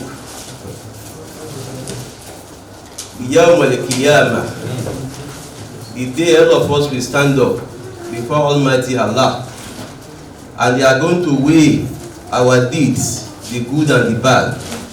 They are going to weigh them against each other. And if your good weigh more than your evil, then you are successful. If otherwise, sorry, it will be a terrible deal. I said, this must be a law. This is legal issue. Because there are going to be a what? A balance. Al-mizan. There's going to be what? A balance. And there's going to be what? Justice. And Allah said that it's not going to be unjust to any one of us. Then I said, between accounting and law, then this must be true. Then when I read again further and said that, look, to the angel, I'm going to create human beings on the hearts. He's telling them something. Then he created men on the hearts. And he said, having created them, he said for every generation we are going to raise a messenger to convey our message to them. Then I look at it. This is communication. Then I said, ask myself, which one do I think takes primacy? If I don't want to use the word, the most honorable or the best among these three professions I've mentioned. Everybody is entitled to his own answer. But I think in the last message of the Holy Prophet Muhammad, which we normally call the what? the goodwill message. How we deliver the message, because I'm not going to reinvent the wheel. We appreciated our speaker. I learned from him a lot. So anything to just say I want to take it is to say that maybe he has not lived up, he has exceeded our expectation today. May Allah include you, sir. Right. But like he said at the beginning, he said there are perspectives to issues. And good journalists look not only from his own perspective, but also from the perspective of others. Correct. I hope I'm right. Correct. Alhamdulillah. And it is from that angle I'm just raising this. The Prophet ﷺ said, having spoken, he said that those who are here should convey the message to those who are not present. His last week's message. Which still borders on what? Communication. And they will ask you, was the message not brought to you? Did you not receive the message? And to every community, every nation, every generation, we raise a what? A message. We raise messengers. Messenger. To deliver the message to them. Which is going to form the basis for what? Accountability and justice. That is what.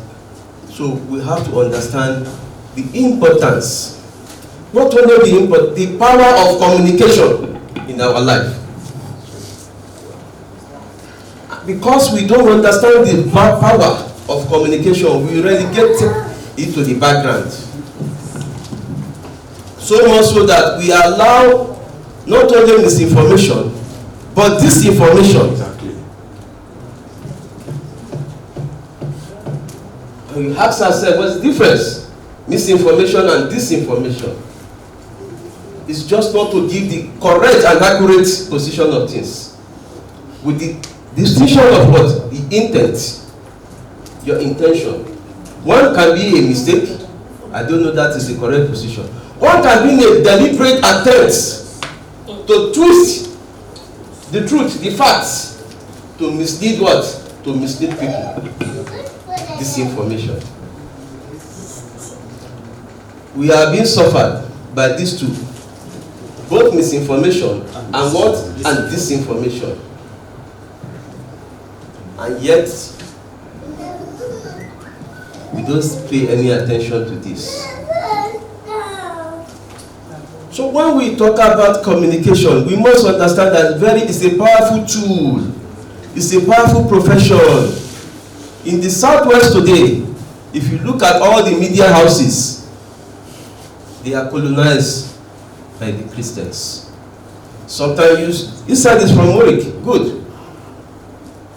Professor Laki Abdullah is a personal friend. My regards to him.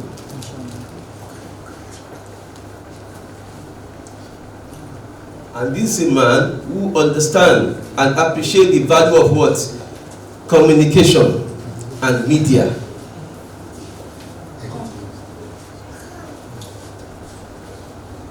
Right. All the Southwest, when companion issue a press statement and distribute to different houses, only few, through personal contact or relationship, that will publish it. Ditto for the Morik. Not all their press releases are being published in the mainstream media. Very selective. And that is why whenever Prof issue a press statement, I copied personally. And from my own inbox, I start sharing, distributing.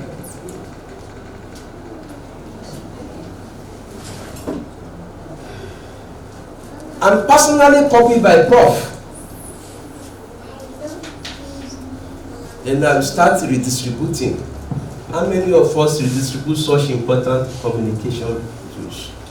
And that is by our silence, we are allowing what? This information and misinformation to continue to what? Thrive in our society. So dear listeners, like I said, I will not reinvent the wheel. I have a lot And I can only crave for the indulgence of the speaker to share this presentation with the companion, and I hope my Amir will work on that. No amount we can give you today that can adequately compensate your effort in this regard. It was as if you are coming to deliver it to an audience larger and bigger than this. May Allah reward you accordingly. So let us appreciate the power of communication. And when we appreciate the power of communication, you don't just allow any misgiving, any wrong representation of Islam to go without being responding to it. You must be responsive to issues. Because if you don't do that, unsuspecting minds will fall into their minds and they will accept it, hook, line, and sinker. To get it changed from their mind will become another task. We must be able to read.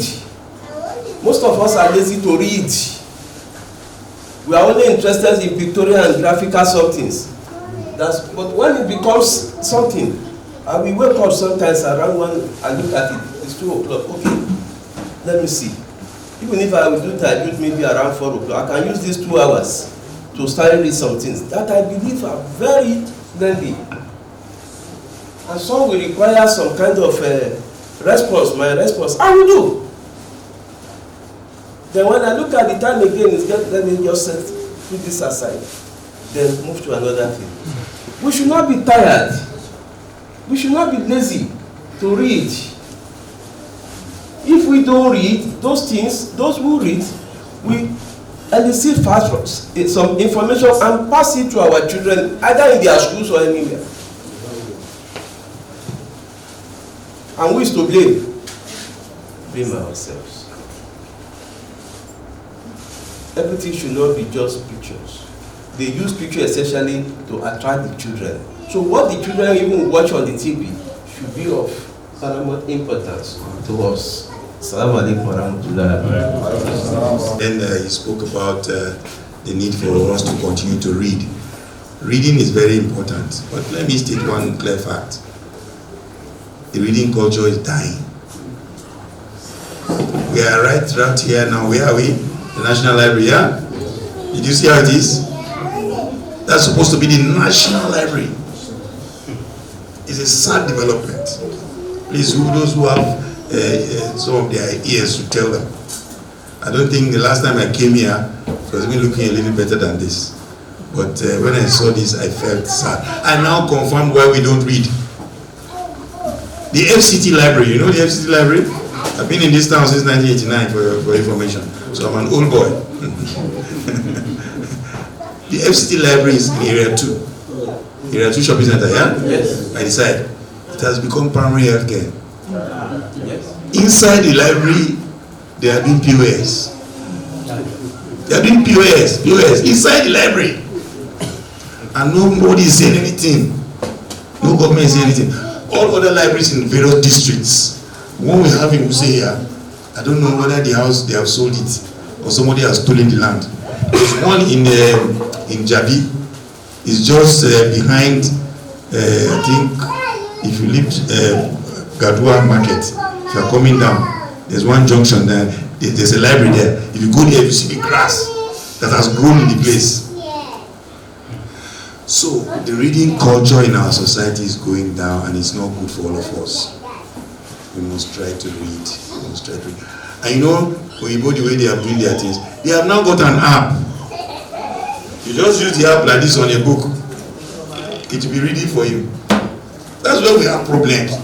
And unfortunately, our Gen Zs, they are too sharp. Now, here. I want to do networking. I want to do 5-10 things at the same time. So I don't have time to spend 2 hours on a book. I will kill my eye if I read too much.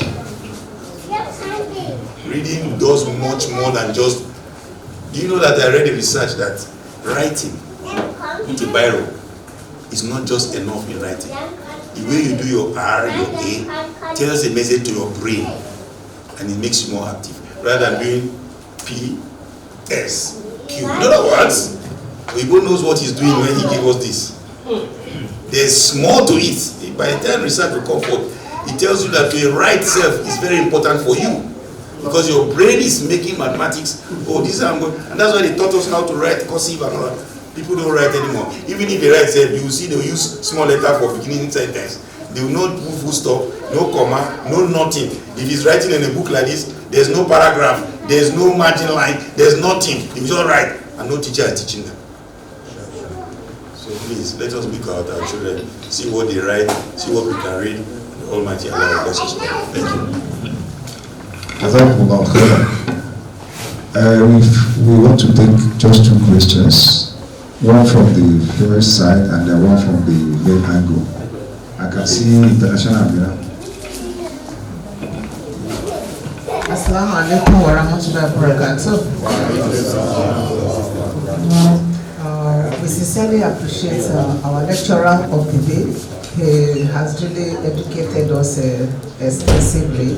May Almighty Allah expand you in knowledge, keep your feet firm in Islam, and make you to continue to be a shining star for Islam. May you never have the cause to regret in this course you have taken. Thank you very much. My question is just a clarification. Why they said communication is two-way, it must be meaningful to the person that is presenting it and the receiver, otherwise it becomes meaningless and it can be distorted. So at a point there was a time I went to a Christian friend's house whom we went to school together, and when I got there I just said Assalamu alaikum wa rahmatullahi wa barakatuh, which means in the Christian too they always say peace be unto you, which means almost the same thing. Unfortunately for me, when I entered the house and said that, it was the husband that came out and I said Assalamu alaikum. He said no, not in this house. So, and I was like, what have I done wrong in this? So we really need a way of making people to understand that what we are saying is still the same thing. I've not caused it. Although that taught me, that was the last time I've been to their house, and I've not gone. We met, I think about 20 years after. When he met me and was like, I never come to their house. I said, because you don't understand my religion. That I greeted you with peace and your reaction was negative. Though he apologized, but I have not really changed my position. That has not made me to go to their house. That's one thing on that side. So we really need to make sure that people really understand and educate, make more education, enlightenment about the religion, as you said by a lecturer. Then another concern is you said that they believe in Muslims, and then the Northerners, whenever anybody needs a maker or a security, they always prefer to use Malam or somebody Muslim, which means that it's a trust. But on the other hand, when they want to shoot a film or any action, they use a Malam Muslim for Megad or menial character, not the Kiwan, which also means that they see us as not having much knowledge, not well intellectual education. So how do we balance the perception that they believe that we have there's a trust being a Muslim, and at the same time looking at us as not being intelligent, putting us on a low character? So that's my concern. Thank you very much. I think there are 2 concerns. I'll start with the first one, which is the greetings, and I think it's very important that we look at the salama and let us dissect it. Assalamu alaikum wa alaikum salam wa alaikum salam wa barakatuh. What is the total meaning? We need to publicize it more. We need to talk about it more. Because once you just say Salamu Alaikum, it's even a short one, and the person will just say Amin wa Alaikum Salam. But it is not yet complete. Yes. Amin wa Alaikum Salam wa Rahmatullahi Ta'ala wa Barakatuh. Now, what is the full meanings? And then when we talk about it more, and we discuss it more among our friends, Such that happened to her wouldn't take place at all. It will not. Now for the Nollywood thing, they use us where they want to use us. And where they don't want to use us, they don't want to use us. Yes, we are trusted, we are honest, we can be megad. An Igbo man can give his estate to a Hausa man to hold for him. I know of how many Igbos during the Civil War who left their properties for Northerners to keep for them. And after the war ended, they died, their children came back, and they were given those properties. This is what I know live in Azare in Bauchi State. There's one friend of mine in the media, maybe you might know him, is called Imam Okondo. He used to be on the news too. He used to be a reporter, he was even in the media. His father was a headmaster in Azare during the Civil War. During the Civil War, they had a couple of houses in Azare. But the man was a very nice man, you know. But being I think from Delta, also from any of the southeastern states, he had to leave. He died, but his will, Imam was one of his sons, and Imam was in the school as a headmaster, and his son was in the same school, so they know him as the son of the headmaster. So he needed no explanation. So when he came back, even after his father has died, some number of years, they gave him all his father's properties that were kept. You can't help it. If you are a true Muslim, you have compassion, you have justice, you have fairness. And there are various quotations from the Holy Quran, severally, that support and give credence to all of this, even in the Hadith. So we need to continue to become what? Apostles. We have to continue to become what? Agents of Islam. We have to continue to become what? People who talk about Islam, good things about Islam. Besides, I don't even see anything that is not good to say from all the analysis. You understand? Nothing. By the time you look at it again and again and again, you find out that there is a reason for everything. Thank you.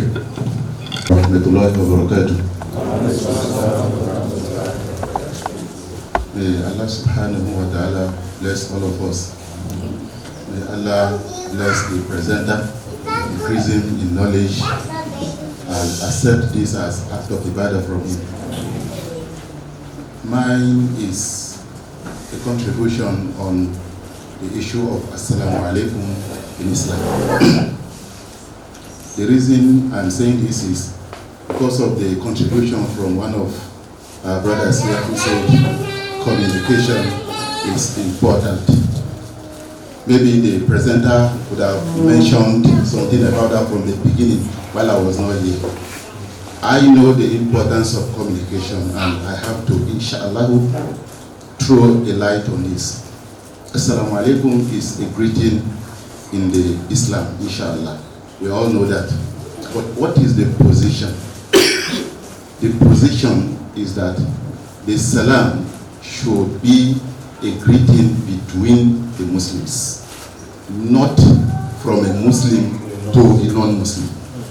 You understand? So the misconception that was said, this is not for us in this house, is because the person did not know the meaning, and that is not for them.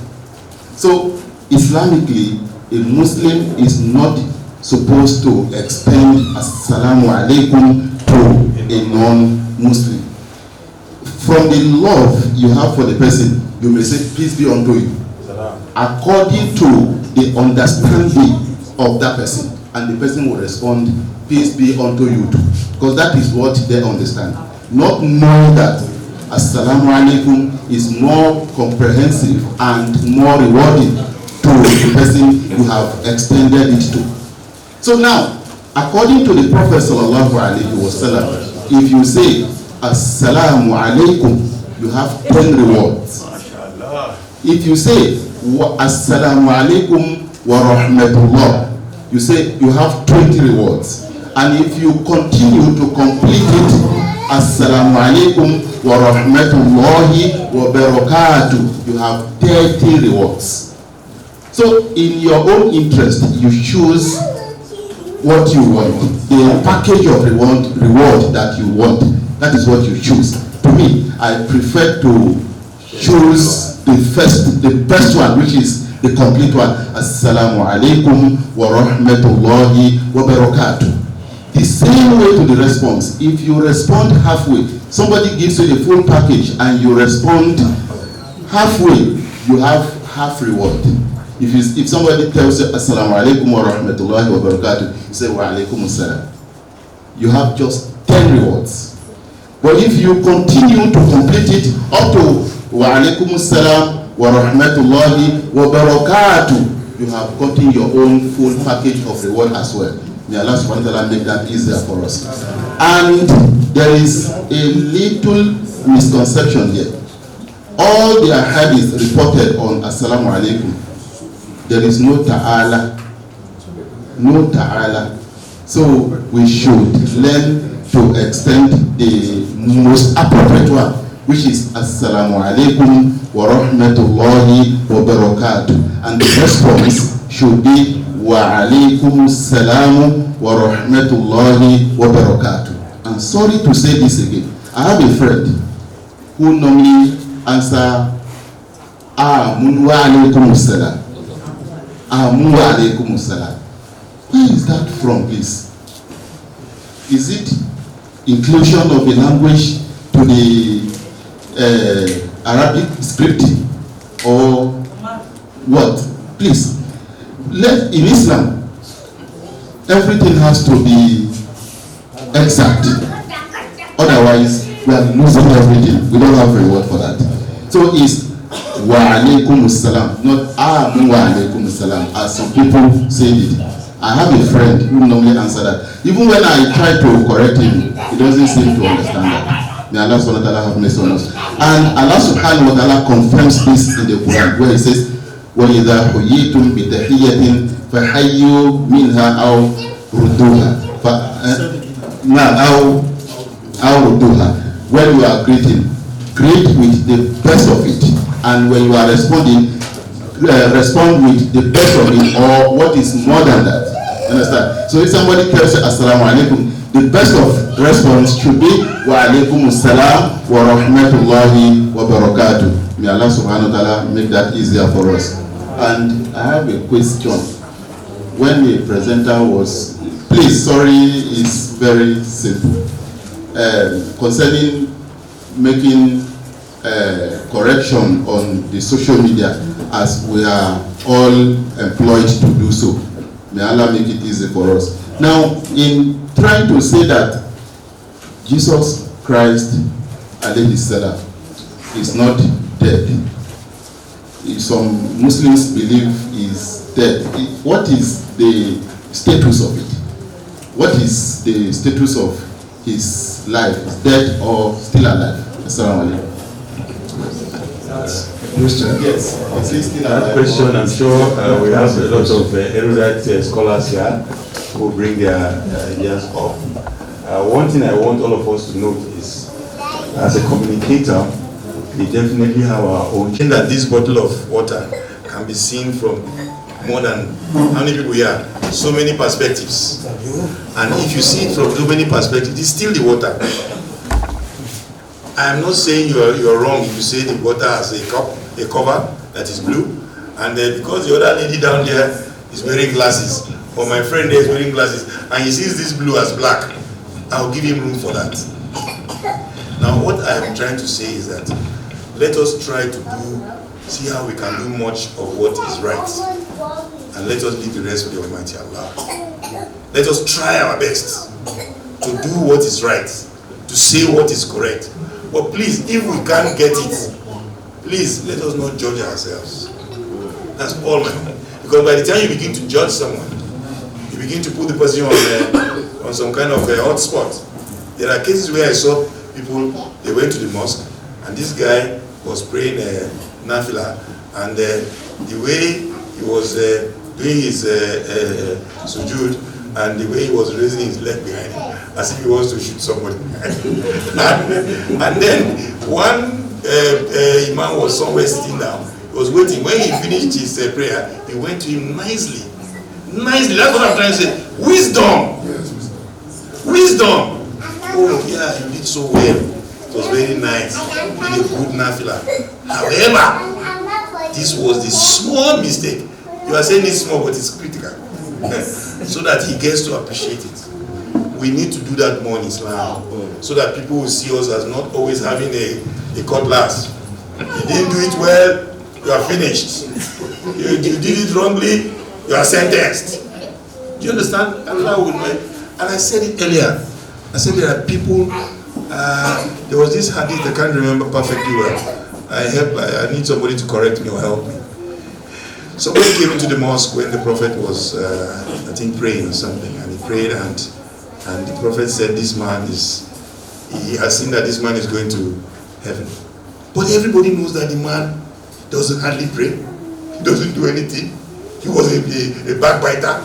He was virtually all the rough things that you think would not take him near heaven.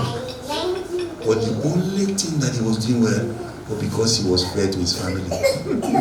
He was fair to his wives. And he was honest with them. And he treated them well. And God took that one. You are not in charge. Allah is the one that is in charge. And he decided to take what he wants to take. So please, let us do our very best. Let us try our very best. And let's leave the rest for the Almighty. Thank you. Jazakallah khairan. Welcome back. Thank you, sir. So what we are discussing, I want to look at it from the corporate world. Okay. And that's what I call corporate deception. If you are a Muslim, if you I work in a bank, and you notice that when they give you form to fill as a main staff in the bank, they will ask for a name, the first name, middle name, last name. And they will ask you a question, what name do you want to be called? Like a nickname. Yes. So, AKA. yes. I've had experience whereby they ask me, and my name is Lukman. And the person is asking, don't you have another name? And he's a Christian. So all these things are part of the strategy these people use. And I insisted. I have another name, but I want to be called Lukman. Yeah. So what's the name? I refuse to tell the person. So we should be very mindful of this, wherever you find yourself and wherever you work. That's one. Secondly, another thing I want to talk about is that, you see, Christians, they are very strategic, and you never know where they are going. Where I work, there was a day I entered very late in the morning, and I met them doing prayer in the banking hall. And after the prayer, I just went straight to my office, and one of them came and met me and said, "Oga, when I pray, you cannot even say just amen." And I told her that, do I look like a Christian? And don't you know that I've prayed this morning when I woke up in the morning, 5 a.m. or 5:30? Don't ever discuss this with me again. This is a corporate environment, and religion is not part of the reason why we are working here. So please don't ever. And now what I'm saying is that let's be strategic as a Muslim, so that when you get to the top, you can make some changes. Because that day, if I have to be a junior person, I have joined prayers when I was small in the banking. I have to stand with them, whether I know what they are saying, I have to even clap when I was in Senate. But now I'm a senior person. I do whatever I like. In fact, some of them will want to remind that once you go to mosque, it's already too much prayer. So if we don't endure, we will not get all this that we need to do. Then finally, please, let's seek knowledge as a Muslim, because you cannot give what you don't have. If you don't have knowledge about your religion, how do you defend it? Because these people come with different strategy every day. Thank you so much. Like when the lecturer organizes this lecture, he look at Almighty Allah with his wonderful contributions in our life, starting from the oxygen, through to our eyes, through to our brain, through to our growing, our coming, the provision, the sustenance.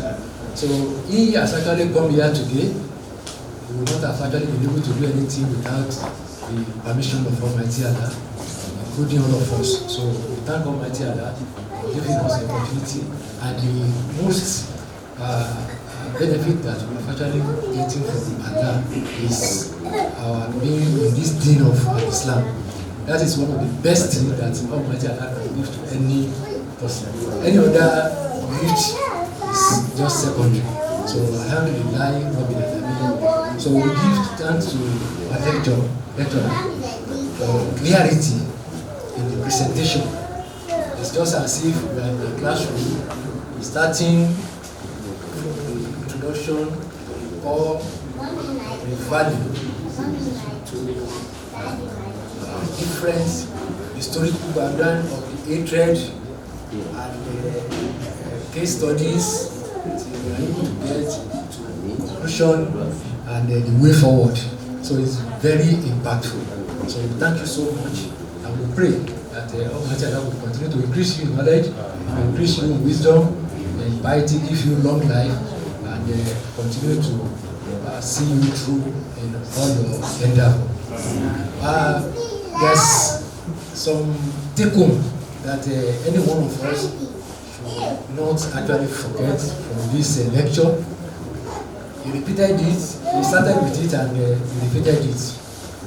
Life is about perspective. Different people look at different things from different perspectives. And if you abide by that, it will reduce a lot of confrontation, even in our home. So we will be able to continue to give consideration to other perspectives and other contexts of other person. Then he went further telling us that we should not impose our own understanding on another person and continue to confine them into hellfire. So we should give that one. It's supposed to be the sole responsibility of Almighty Allah, where each person is going to go. So that one is not our own. So generalization, we should equally run away from it. So these are two things that each and everyone should be able to hold on to and to go a long way in guiding us. And we'll give this opportunity to use to thank the organizers, the Bureau of Companion, and all the companions as a body, and all the different organizations that have actually come here to witness this occasion, including all the participants. So we pray that Almighty Allah will continue to meet us at our point of need, individually and collectively. To grant us long life, to increase our means of sustenance. Before I will drop my mic, he encouraged us, especially those of us that have retired, that we should not be tired. We should continue to challenge our brain and continue to be very active, so that we will not say because we have retired, we just have to be tired and stay at home. So I'm using this opportunity to encourage all of us that have retired, that we should hold on to it and be very active. Assalamu alaikum wa rahmatullahi wa barakatuh. Jazakumullahu khairan. Before I call on Imam Barak to give us closing remark, we have about 2 announcements which is going to be made by the PRO. Bismillah. Assalamu alaikum wa rahmatullahi wa barakatuh. First and foremost, because of time, there's time for us to remind ourselves about our payment of subscription. So monthly, of course, I share the information of different segments or different payment by different categories of people. So please, it is very important that we have this, because without money, of course, I'm not sure there is organization. Therefore, let's make our subscription a kind of priority that we must pay. And also, it is also a good news that the zakat, the companion zakat and sadaqah, of course, the form was, well, should I say, we started the form yesterday, and of course, the form supposed to close yesterday as well, but due to the pleading and consultation, the link of the Google form has been extended to Tuesday, 14th of April, 2026, inshallah. So those of us that we have not registered or that we have not filled the form, of course, it is a window for us to input our name and are waiting for any further visitation or invitation. So we pray to Allah subhanahu wa ta'ala to be with us and accept this from us. Assalamu alaikum wa rahmatullahi wa barakatuh. Wa barakatuh. Jazakumullah khairan. We are going to call on Imam to give us closing remark. Then we go to the closing prayer, which is going to be said by Imam Ali Balum. Bismillah.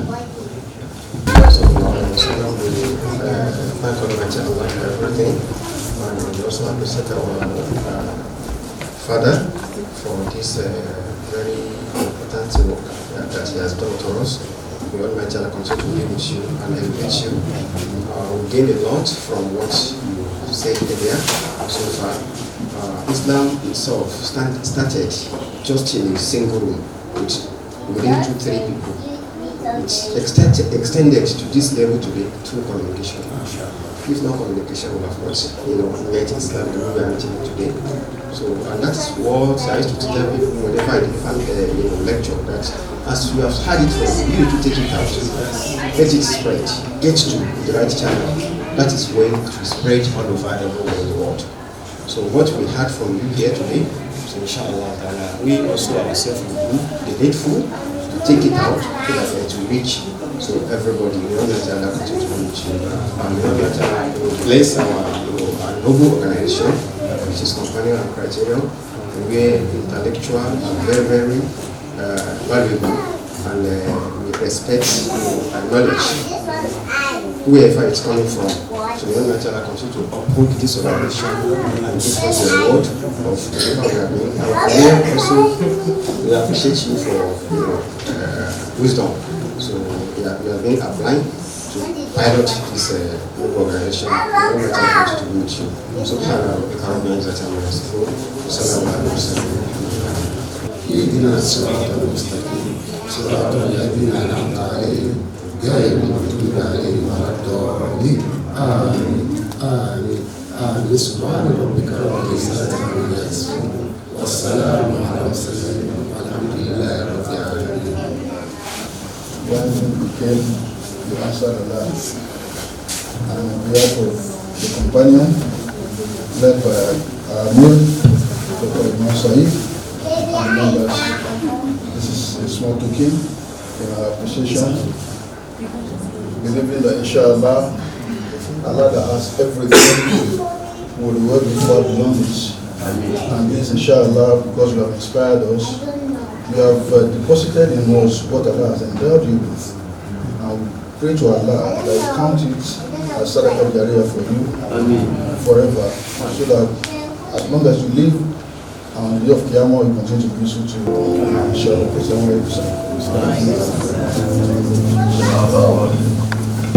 Jazakumullah khairan.